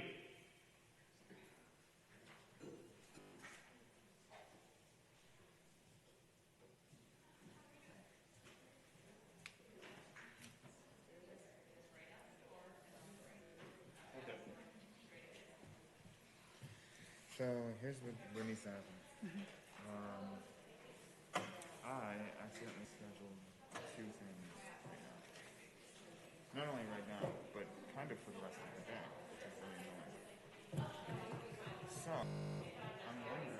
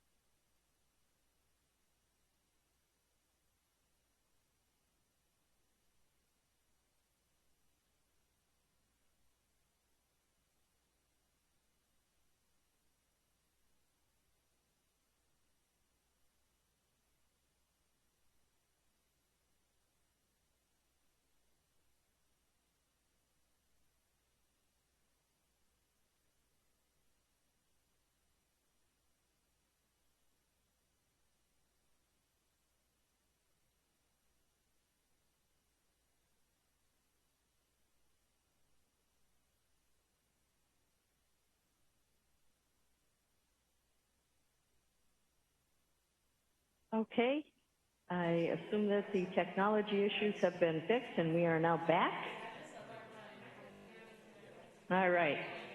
Okay, to start off this second session this morning, we have Administrative Services with Jennifer Schuster, the Interim Director. This budget can be found on pages 152 to 156. Good morning, Chair and Commissioners. Thank you for having me here today, and I want to start by thanking you all for your leadership through these tumultuous times and the vision that you and the county and county leadership has shown as we continue to move forward with our strategic direction and expanding our work with race equity and community engagement and empowerment. I also want to thank Karen Saltis for her support and the other Health and Wellness Service Team leaders. They have been a tremendous support as I move through this interim position, and also all the staff of the Health and Wellness Administrative Division who have been fantastic and flexible and so dedicated as we change how we do our services through the COVID pandemic. I'm glad to be here today to briefly share our 2021 budget and to talk a little bit about our service changes and then talk a little bit more about our performance measures for Health and Wellness Administrative Division. So just to recap the budget measures, we show a $600,000 levy reduction. That's about half is in salary savings and half is in rental space savings. The salary savings, we plan to hold vacancies open, and that will help us meet the levy reduction using the vacancy factor. In the space savings, our budget registers some space savings for financial assistance, as well as space savings for the administrative division itself.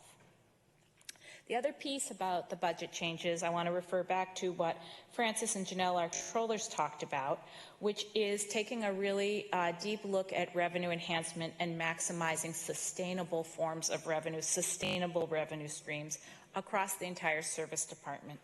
We will be supporting and coordinating that work in close collaboration with our controllers, and we'll be looking at multiple ways to increase revenue, working with all of the service departments to talk about service changes, process improvements, as well as new services that we might want to consider delivering so that we are doing everything we can to maximize all of our revenue opportunities.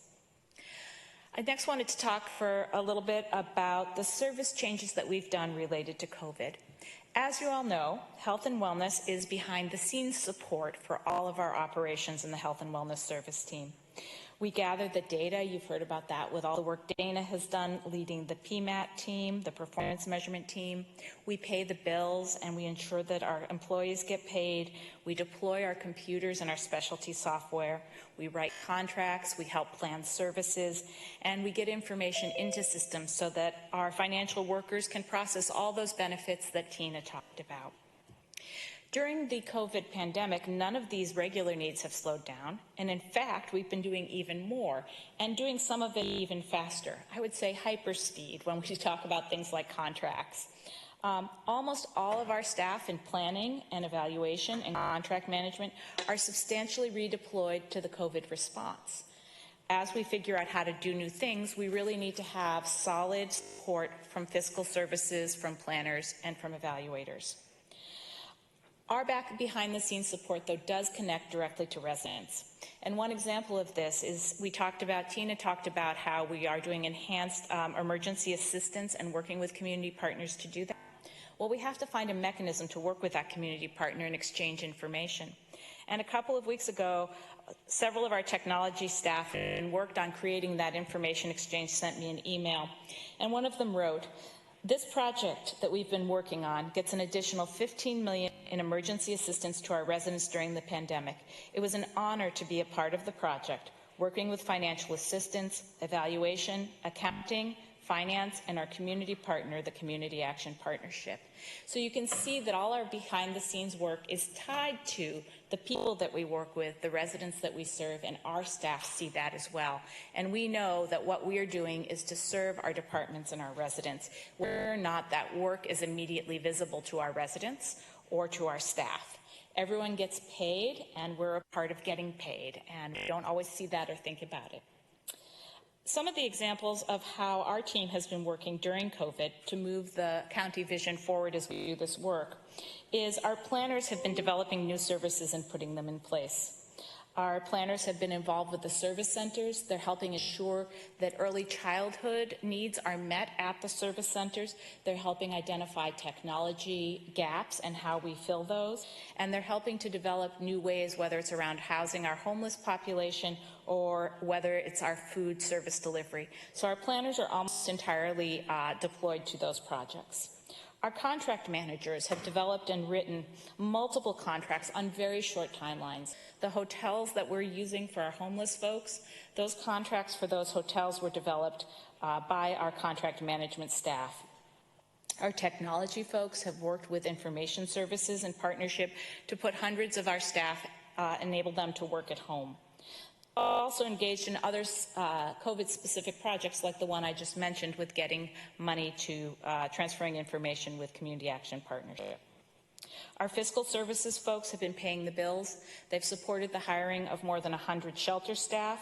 They're keeping the lights on and helping to track the spending, all of our COVID spending, whether it's for CARES Act reimbursement or other places. Our evaluators are hard at work understanding how our service changes due to COVID are working. So what is the impact on homelessness? What kind of wraparound services are people who are in our hotels getting? Where are they going when they leave the hotels? Are they connected to other support services like food support or SNAP? And they're leading that work both for our service team, but also for the whole county. And I want to thank Dana DeMaster for her leadership on that. So those are some of the things that have changed with COVID. What hasn't changed with COVID? Well, we're continuing with our strategic projects and vision for implementing the electronic health record to serve all of our clinical health services team. We are kicking off a technology modernization program to have better technology to support all of the services we provide. We are continuing with routine reporting, paying bills, paying people, getting people hired, helping with people onto FMLA, retirement, and other needs. All of this in partnership with our county-wide strategic team partners. So that's our COVID story. And now let's talk a little bit about performance measurement. I want to, again, as I thank Dana, I really appreciate the county using the results-based accountability method. This is such a great tool for performance measurement. It is understandable, it's useful, it's durable, it's plain language. It helps us all to ask questions that we want to know, like how much did we do, how well did we do it, and did it make a difference? I think this is going to really move us forward as a county and help us to those transformative measures that you all have been asking about this morning, and that will happen over time. We also need to develop measures that are meaningful for us and our clients, and to that end, we did have a meeting with our community through the Racial Equity Action Team in March for them to look at all of our performance measures. Some of the feedback that we got was that the community wants to know more about staffing and promotions, our contracts with people and organizations of colors, and disparities with our vendors and how we're working to redress redlining. These aren't things that you're going to see in our performance measures today, but they are things we heard our community ask about. And we will continue to work with this feedback as we refine our performance measures. We're also trying to make our measures accessible to the community, and I want to thank Lydia Germa and Zachary Hilton and the communications team for the support they've done in putting all this on the open data portal so that our residents and our staff can see what we're doing, and for the continual tweaks to make the data portal useful and understandable. So I'd like to talk about one measure that we have for the Health and Wellness Service team, which is our community engagement measure.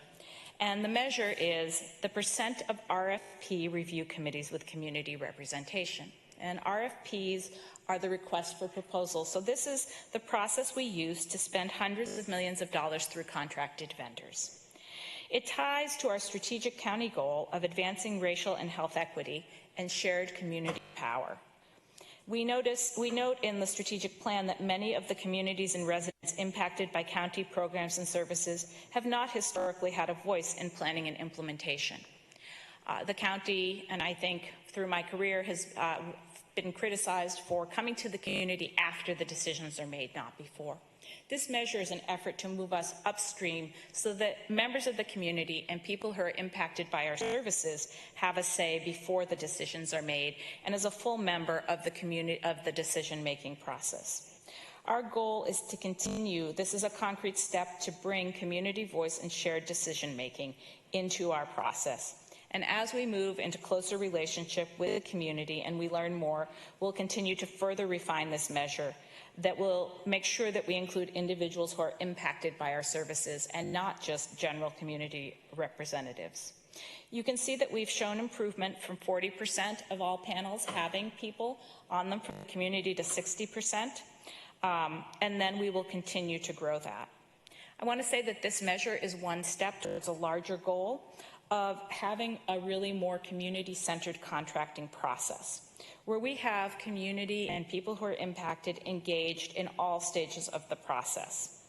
Where when we're talking about what vendors to recruit for RFPs, for county contracts, when we're selecting, which is the RFP review process, when we're training our vendors, when we're engaging our new vendors, and when we're monitoring vendor performance. In the long run, we'd like to see community engagement in all of these parts of our contracting process. One of the other questions is, what will it take for us to do better on this measure? And there are a few things that we think we need to do better. One is a consistent method to compensate impacted community members who participate in decision-making, so that we have a mechanism to do that that is clear and easy to implement, and it's not a special project every time. We need to have the ability to train and facilitate, so whoever is going to be a part of our process can be a full participant and not someone who's there just to fill a seat or meet a number. We want to gain from the expertise that community members bring to our process. We will institute debriefing sessions so we can better understand what they need to make this a positive and productive experience.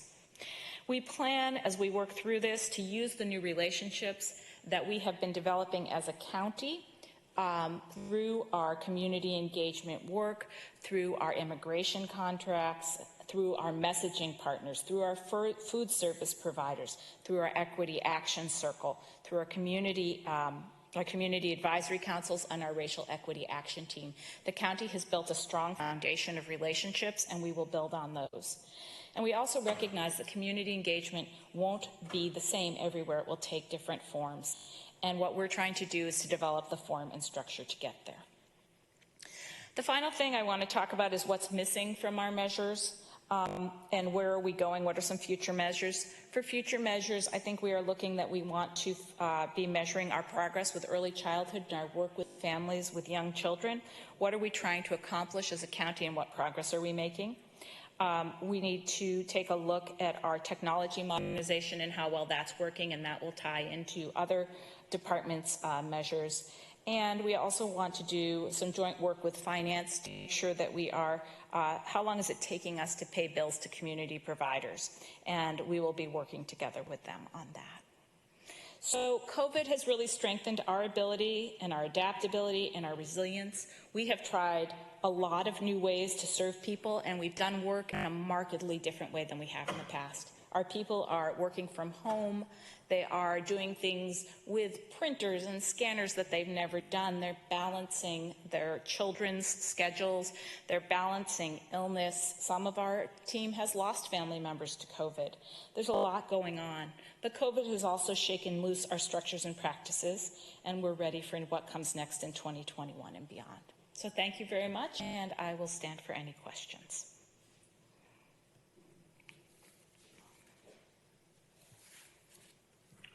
Are there any questions? Commissioner McGuire. There we go. Thank you, Madam Chair. I really appreciate it, and thank you, Director Schuster-Yeager. I have always admired your work from the time when we were working on JDAI together, and you've just, I really appreciate your report here. And I'm very grateful that you've called out future measures. I was going to ask you what those might be, and you called them out already, which was, and I'm very excited to hear that our focus on families with our youngest residents, with our prenatal to 3 work, our work with families with young children, and because we know that that's